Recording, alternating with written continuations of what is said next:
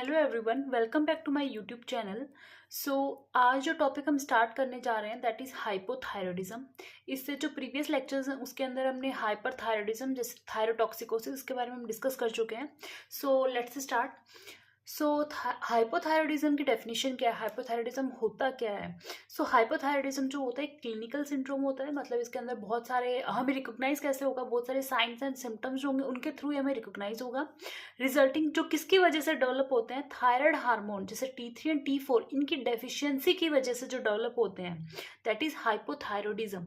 सो hypothyroidism एक clinical syndrome होता है जिस किसकी वजह से होता है, थायराइड हार्मोन की डेफिशिएंसी की वजह से। ठीक है, सो दिस इज हाइपोथायरॉयडिज्म। फिर हम बात करते हैं इसकी क्लासिफिकेशन एंड इटियोलॉजी की, कि हाइपोथायरॉयडिज्म जो होते हैं कितने प्रकार के होते हैं और क्या क्या इनकी इटियोलॉजीज, क्या क्या उनके कॉजेज होते हैं। सबसे पहले हम स्टार्ट करते हैं, हमारा जो फर्स्ट है दैट इज प्राइमरी हाइपोथायरॉयडिज्म। इसमें तीन टाइप के होंगे, देखो, प्राइमरी हाइपोथायरॉयडिज्म, सेकेंडरी हाइपोथायरॉयडिज्म और टर्शरी हाइपोथायरॉयडिज्म। प्राइमरी हाइपोथायरॉयडिज्म के अंदर हम प्राइमरली किससे रिलेट करेंगे, उसको थायराइड ग्लैंड से। ठीक है, सेकेंडरी हाइपोथायरॉयडिज्म में हम किससे रिलेट करेंगे, उसको पिट्यूटरी ग्लैंड से रिलेट करेंगे। और जो टर्शरी हाइपोथायरॉयडिज्म है इसके अंदर हम उसको हाइपोथैलेमस से रिलेट करेंगे, क्योंकि हमें पता है कि थायराइड हार्मोन कैसे सिक्रेशन होता है। सबसे पहले थायराइड रिलीजिंग हार्मोन हाइपोथैलेमस जो है वो सिक्रेट करती है, जिसके बाद में हमारी जो एंटीरियर पिट्यूटरी होती है वो थायराइड स्टिमुलेटिंग हार्मोन का सिक्रेशन करती है। और वो थायराइड स्टिमुलेटिंग हार्मोन जब थायराइड ग्लैंड के ऊपर आता है, वहाँ पे जब कॉम्प्लेक्स का फॉर्मेशन बनता है तो उसके बाद में जो है हमारा T3 एंड T4 जो होता है इनका प्रोडक्शन करती है वो। ओके, सो तीनों के अंदर अगर कोई भी पैथोलॉजीज डेवलप होती हैं तो इनकी ये कॉजेज हो सकते हैं हाइपोथायरॉयडिज्म कॉज करने के। सो हम सबसे पहले बात करते हैं प्राइमरी हाइपोथायरॉयडिज्म की, means disorder of thyroid gland itself. Thyroid gland का खुद का ही एक डिसऑर्डर होता है, ये थायराइड ग्लैंड के अंदर ही कोई प्रॉब्लम है, उसकी वजह से T3 T4 का लेवल कम हो रहा है। ओके, सो इसके अंदर भी हम 5 पॉइंट पढ़ेंगे। सबसे पहला होता है ऑटो इम्यून। सो देखो, ऑटो इम्यून क्या होता है, हमें पता है ऑटो इम्यून क्या होता है कि हमारी बॉडी के अंदर ऐसी एंटीबॉडीज का प्रोडक्शन हो जाता है जो हमारी खुद की बॉडी की सेल्स को ही टारगेट करती है, उन्हीं को डिस्ट्रॉय करती हैं। ठीक है, सो ऑटो इम्यून कंडीशन हो सकती है। ऑटो इम्यून के अंदर जैसे हाशिमोटो थायराइडाइटिस है, जिसके बारे में आगे वाले लेक्चर के अंदर अच्छे से एक्सप्लेन करूंगी। एंड सेकेंड है atrophic auto immune thyroiditis. Atrophic auto immune thyroiditis क्या होता है कि इम्यून सिस्टम की सेल्स जो होते हैं वो थायराइड को अटैक कर रही हैं, एट्रोपिक ऑटो इम्यून थायरोडाइटिस। ओके, सो और सेकंड होता है इएट्रोजेनिक। इएट्रोजेनिक का मतलब क्या होता है, कोई मेडिकल कंडीशंस की वजह से, जैसे कि आपने किसी भी प्रॉब्लम की वजह से कोई नोड्यूल्स वगैरह थे या फिर जो भी चीज़ थी उसकी वजह से आपने थायराइडक्टोमी करवा ली, थायराइड ग्लैंड को आपने रिमूव करवा लिया। सो अगर थायराइड ग्लैंड रिमूव होती है तो उसके बाद में क्या होगा, वहाँ पे T3 T4 का लेवल ऑब्वियसली कम होगा, तो ये एक रीजन हो सकता है। दूसरा होता है रेडियो आयोडीन थेरेपीज। अगर पर्सन रेडियो आयोडीन थेरेपीज बहुत लंबे समय से अगर जो है यूज कर रहा है, सो उसकी वजह से भी उसको प्राइमरी हाइपोथायरॉयडिज्म हो सकता है।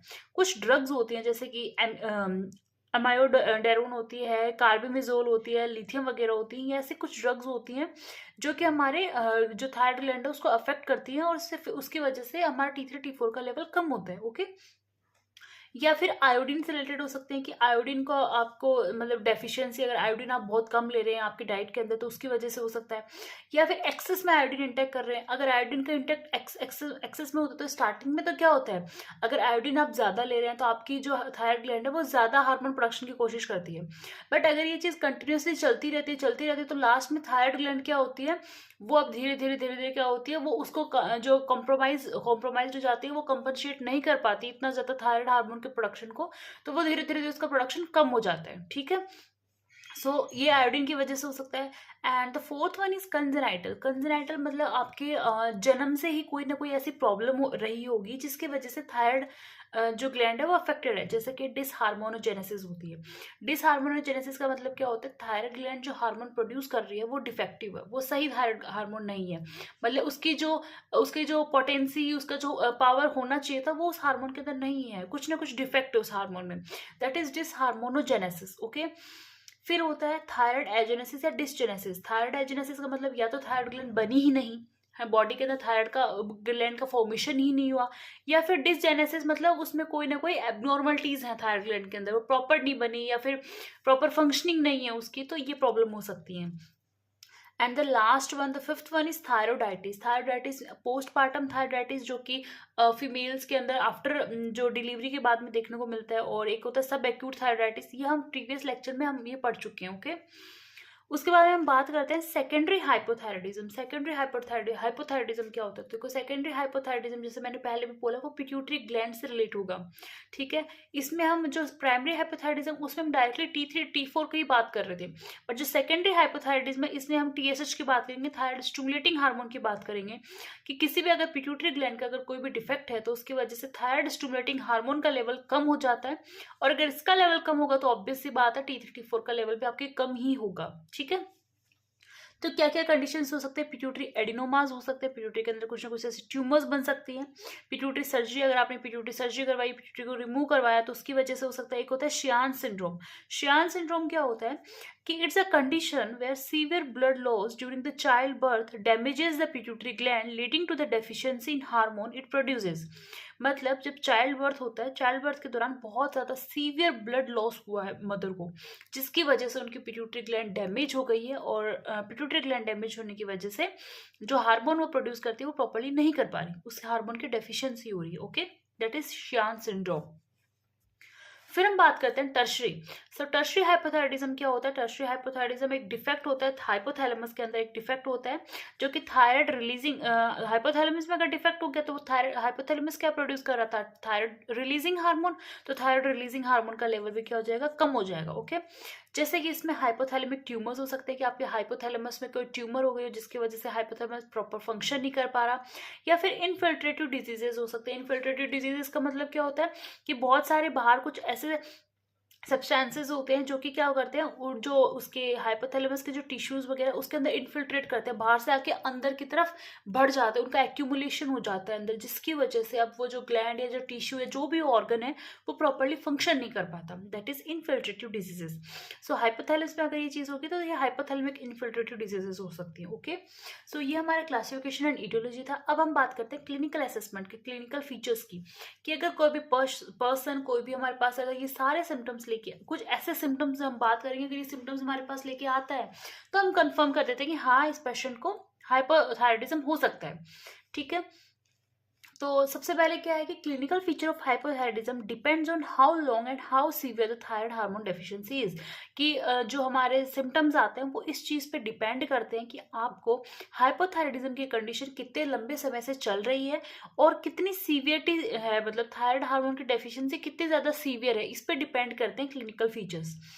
प्रोलॉन्ग्ड हाइपोथायराइडिज्म, अगर बहुत लंबे समय से अगर हाइपोथायराइडिज्म की कंडीशन है, कॉजेज, तो क्या होता है? Infiltration of tissues. तो टिश्यूज के अंदर क्या होता है? इनफिल्ट्रेशन हो जाता है। किस चीज का इनफिल्ट्रेशन हो जाता है?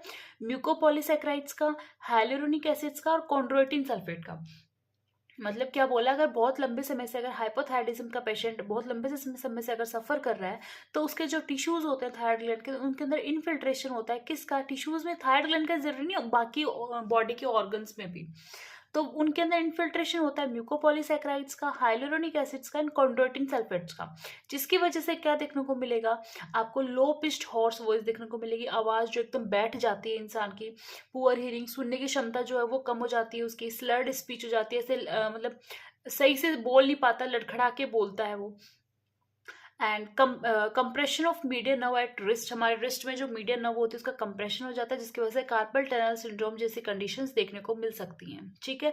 ये सब चीज़ें किसकी वजह से हो रही थी? ये इनफिल्ट्रेशन ऑफ टिश्यूज, इसमें इन्फिल्ट्रेशन क्या था? म्यूकोपॉलीसैकेराइड्स का, हाइलुरोनिक एसिड का, एंड कॉन्ड्रोइटिन सल्फेट्स का। ओके, उसके बाद हम बात करते हैं कि अगर ये इनफिल्ट्रेशन अगर डर्मिस के अंदर, हमारी स्किन की लेयर जो होती है एपिडर्मिस फिर डर्मिस, उसके अंदर अगर होता है, तो आपको वहाँ पे नॉन पिटिंग एडिमा देखने को मिलता है, जिसे अपन मिक्स एडिमा कहते हैं, मिक्स एडिमा। ओके, उसके अलावा मोस्ट मार्क्ड होता है ये हैंड्स के अंदर, फिट के अंदर, एंड आईलिड्स के अंदर भी नॉन पिटिंग एडिमा जो है मोस्ट मार्क्ड होगा।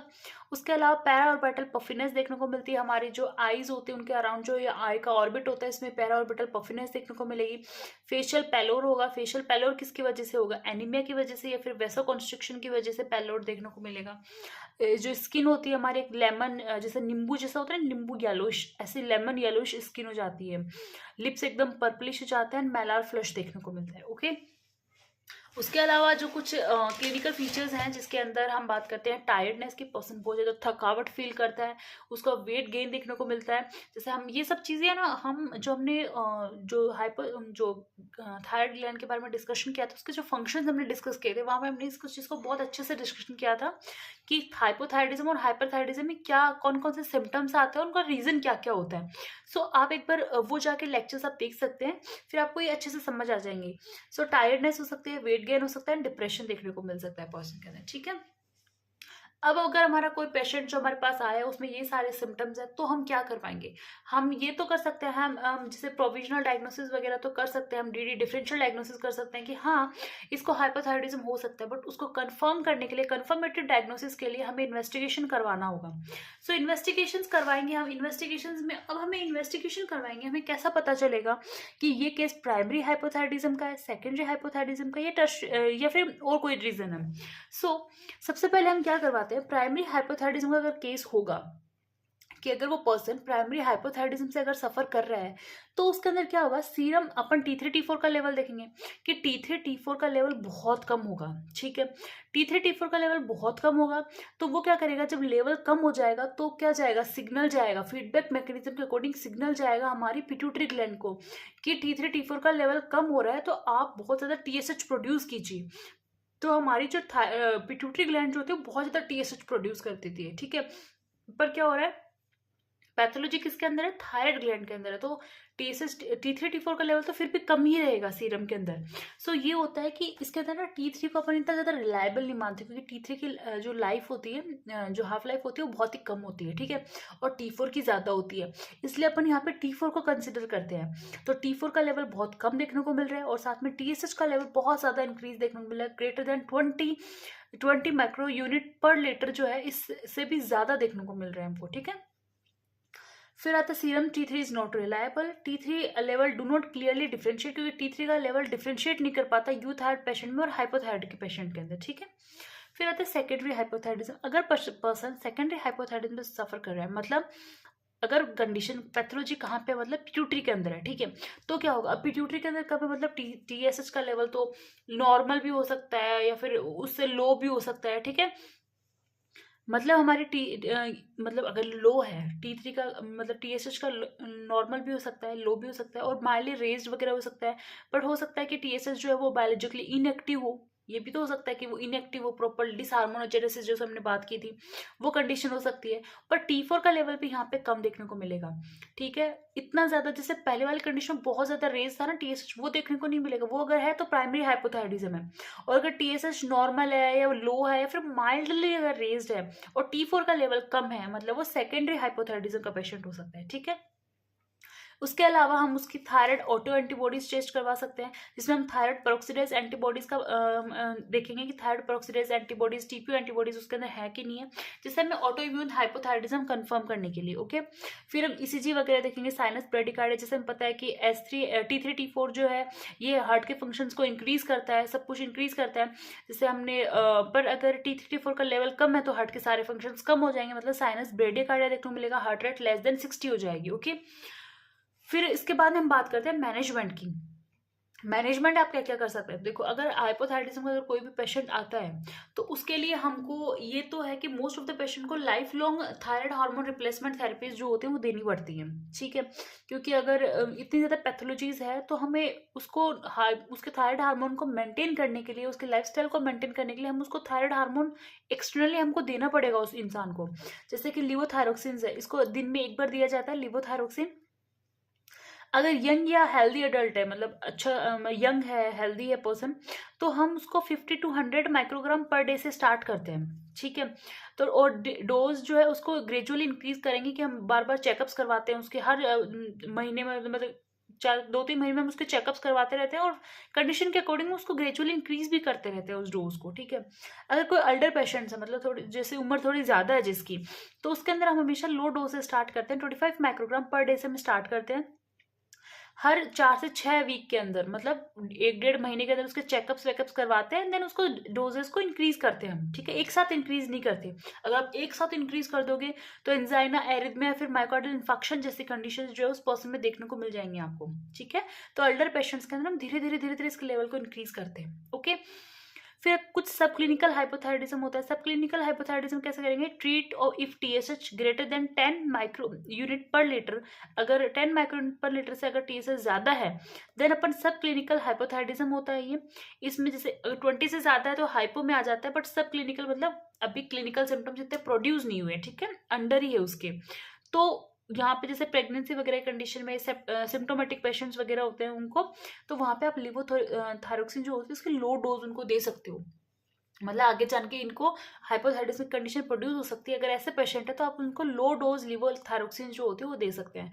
सो इसका मोस्टली मैनेजमेंट तो यही है। बाकी आप उनकी डाइट को अच्छे से मेंटेन कीजिए, डाइट प्रॉपर होनी चाहिए, फिजिकल एक्सरसाइजेज वगैरह जो है वो प्रॉपर होनी चाहिए, रेस्ट वगैरह प्रॉपर होना चाहिए, और ये सब जो चीज़ें हैं जो हेल्दी लाइफस्टाइल है ये सब उसको मैनेज करने की कोशिश करेंगे, ओके। सो अगर आपको इसमें कोई भी क्वेरी है तो आप मुझे कमेंट सेक्शन के अंदर कमेंट कर सकते हैं। Thank you.